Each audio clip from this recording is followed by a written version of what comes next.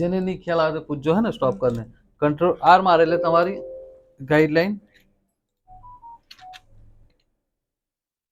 આવી ગઈ બરાબર ને.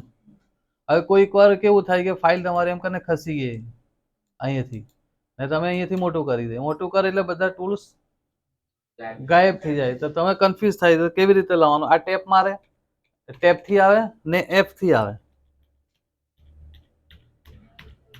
ટેપ નો ઉપયોગ કરવાનો ને એફ નો ઉપયોગ કરવાનો તો બી નહીં આવે હે ને. તો કેવી રીતે અહીંયા તમારે આના પર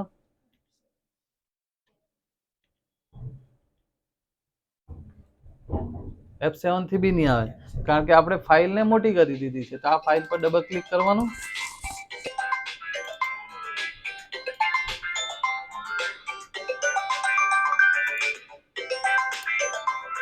બરાબર ને. તો તેને લાવવા માટે તમારે આ મોટી સ્ક્રીન છે ને, અહીંયા નથી આવતું. હું ફોટોશોપમાં અહીંયા કરીએ. આના પર ક્લિક કરવાનું, ડબલ ક્લિક. જો અહીંયા આ ગાયબ થઈ ગયેલો હોય. તો આ જે તમારું ઉપરની લાઈન છે ને, એના પર ડબલ ક્લિક કરવાનું. ડબલ ક્લિક કરે એટલે આ નાનું ફાઇલ આવી જશે. પછી આ ફાઇલને તમારે પકડીને અહીંયા મૂકી દેવાની. હા, એટલે ઓકે થઈ જાય. શું થાય કે અહીંયાથી તમારું ખસી ગયું અને તમે મોટું કરી દે.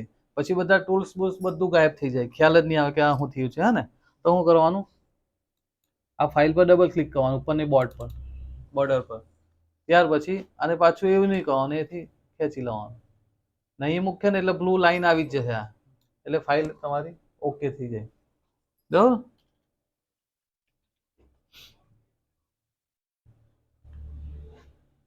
ત્યાર પછી આવે છે તમારું, આપણે એન્ટીનું જોઈએ. એન્ટી લેઝર જે તમે કટ ચેનલ બનાવે પેજની, તો તેમાં એન્ટીની જરૂર નહીં હોય. આવી સેટિંગમાં જ આવશે ને, ફોટોશોપનું સેટિંગમાં તમારે.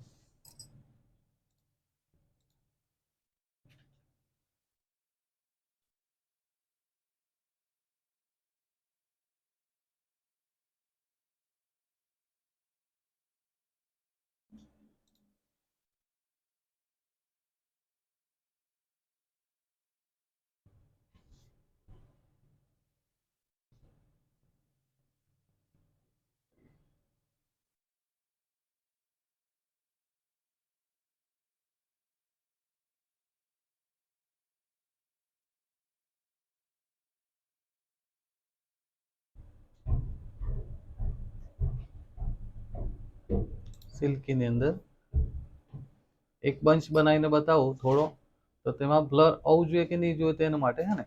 જ્યારે બી સેપરેશનની આપણે ડિઝાઇન બનાવીએ ને, એની અંદર પેચીલું હોવું જોઈએ. તો પેજની અંદર બ્લર નહીં આવવા જોઈએ.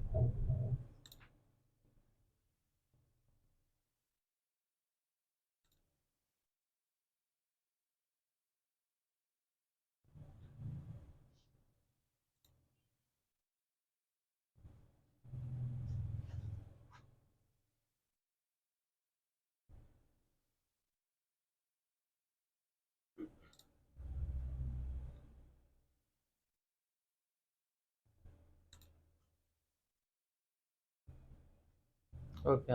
આને બનાવવું હોય તો right click, copy, control N, enter ને પેસ્ટ. આટલું બધાને ખબર જ છે બરાબર. ત્યાર પછી આપણે ઇમેજ સાઇઝમાં રેઝોલ્યુશન જોવામાં આવે. તો અહીંયા જ્યારે સેપરેશન ટાઈપ બનાવવાનું હોય તો તમારે 150 કરી દેવાનું. ને ફૂલની સાઇઝ બંચના હિસાબે હોય એ તો વાંધો નહીં, આ બે ઈચ્છે ચાલશે. હવે જ્યારે તમે ડ્રો કરે, ટૂલ્સ નથી દેખાતું તો F7, new layer, pen tool.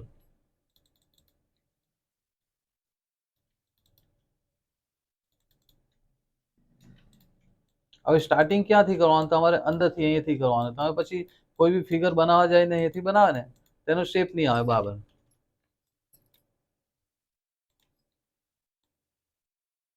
આ કેવું છે કે ફિલ પાથ છે, તો આમાં તમારે સ્ટોક નહીં મરાય, ફિલ લાઈન કરવી પડે.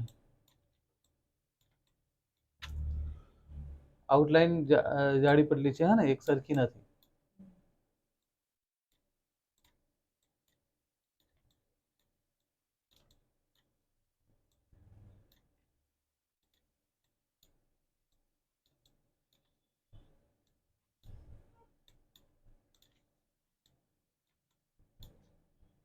આને કંટ્રોલ દબાઈને ઉપર ખસેડી શકે આ હિસાબે.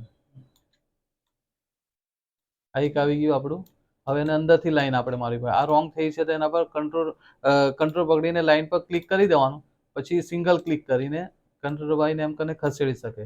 કદાચ કોઈ રોંગ થયું હોય ને અહીંયા બી ક્લિક કરીને આ હિસાબે લઈ શકે. હવે અહીંયાથી પાછી બીજી લાઈન મારવી પડે આપણે. તો તે લાઈનની આપણે આ જોઈ લેવાનું બરાબર કેવું છે તે, હા ને, જાડું પટલું નહીં થવું જોઈએ. એની જે છે ને તે ટાઈપ જ મારવું પડે ફિલ પાથ.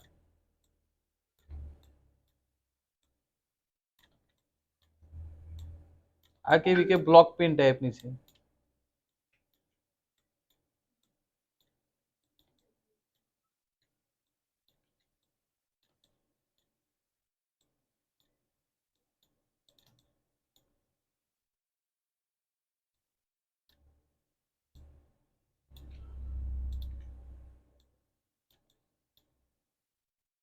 અહીંયા ક્લિક કરીને કંટ્રોલ દબાવીને બી તમે માઉસથી શેપ બનાવી શકો. પણ અહીંયા આ હિસાબે નહીં મારવાનું, હે ને, એ પોઈન્ટ જ આવે અહીંયાથી એમ.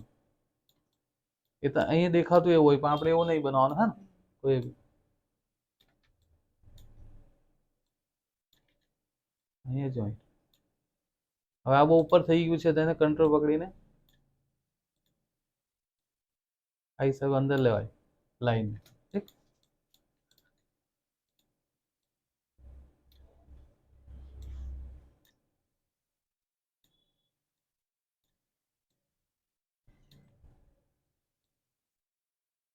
હવે કલર આપણે ચેન્જ કરવો હોય તો અહીંથી કયો છે આપણો થોડું ચેન્જ કરી દઈએ. પિંક ટાઈપ લઈ લે. હા, okay. Pen tool, right click ને ફિલ પાથ. આમાં ફિલ પાથ લાગે તમારો, જેમાં પેચ વાળું હોય, હે ને. આવો સ્ટોક નહીં લાગે. અહીં ધારો કે એન્ટી તમારું ચાલુ હોય જ્યારે હવે જ્યારે બી તમે ફિલ પાથ મારો તો ફિલની અંદર અહીંયા એન્ટી બંધ હોવું જોઈએ. લખી દો. આ લખવું પડે. સેપરેશન વાળી જ્યારે બી ડિઝાઇન બનાવે તો રાઈટ ક્લિક ફિલ કરે, ફિલ પાથની અંદર એન્ટી ઓફ હોવું જોઈએ. લખી લો. જ્યારે સેપરેશન ટાઈપની ડિજિટલ ડિઝાઇન હોય એની કઈ જરૂર નહીં હોય. ડિજિટલમાં તો તમારું કઈ પણ ચાલે. પછી આ કટ તો કલર કયો છે આપણો? ઓરેન્જ કલર છે. બરાબર.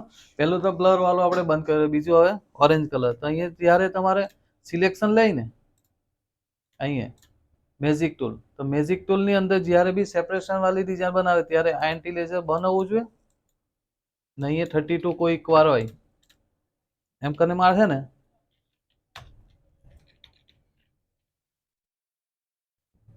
Cutter back.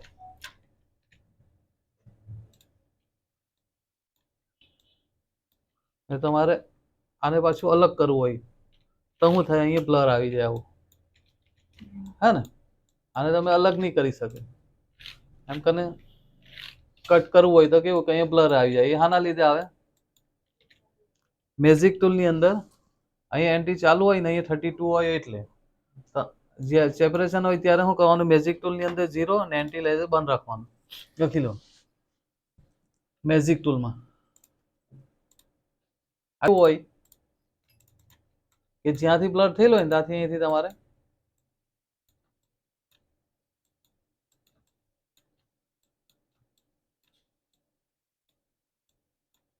આ છે ને ફિલથી જ બને. બ્રશ મારે ને તો આવો શેપ નહીં આવે તમારો. આ ફર્સ્ટ ઓકે કરી દેવાનો. અહીંયા તમારો 12 પાથ આવે એનો વાંધો નહીં, હે ને. ત્યાર પછી આ બીજાને બી સાથે લઈ લેતો વાંધો નહીં.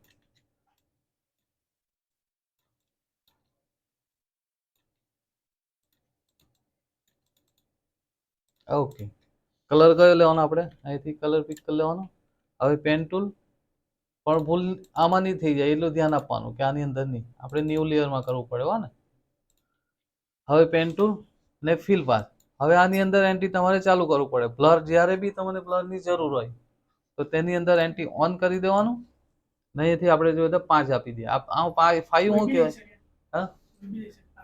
હા, એ આના અંદાજે લઈ શકે. જેમ કે આમાં કેટલું બ્લર છે, જો હું અહીં ધારો કે 15 આપી દઉં તો હું થાય વધારે બ્લર થઈ જાય. આ વધારે થઈ ગયું ને તો એ નહીં ચાલે. આપણે આમાં કેટલું છે? ઓછું છે થોડુંક. તો કમસે કમ મારા ખ્યાલમાં તો 5 આપીએ આપણે. 5 આપીને જોઈ લેવાનું. હવે 5 કર્યું તો ઓકે લાગે છે, હે ને. ધારો કે તમે ફિલની અંદર 2 કર્યું તો ઓછું કહેવાય. એટલે ડિઝાઇન નીચેની જે છે તેના હિસાબે તમારે બ્લરિંગ કરવાનું. હા, એ ચાલુ કરી દેવાનું. હા, બ્લર વાળામાં ચાલુ કરવાનું. શું કહ્યું? હા, ફિલ પાથમાં.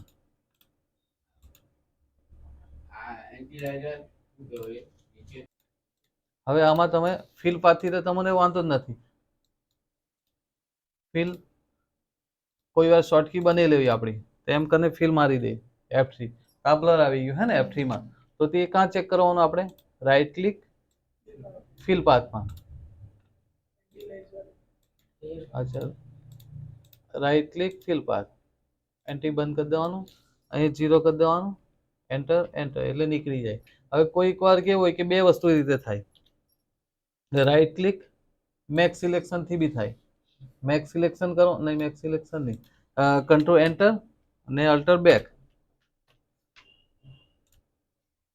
Alter back. તો આની અંદર શું આવ્યું તમારું? પેસ્ટ તો થાય. આ શું આવ્યું?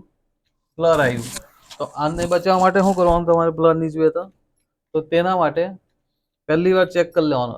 લેયર વાળીમાં વાંધો નહીં ને, સેપરેશનમાં રાઈટ ક્લિક પાથ મારે પછી પેન ટૂલમાં રાઈટ ક્લિક ને મેક સિલેક્શન લખી દો. મેક સિલેક્શનમાં એન્ટી લેઝર અહીંયા બનાવવું જોઈએ.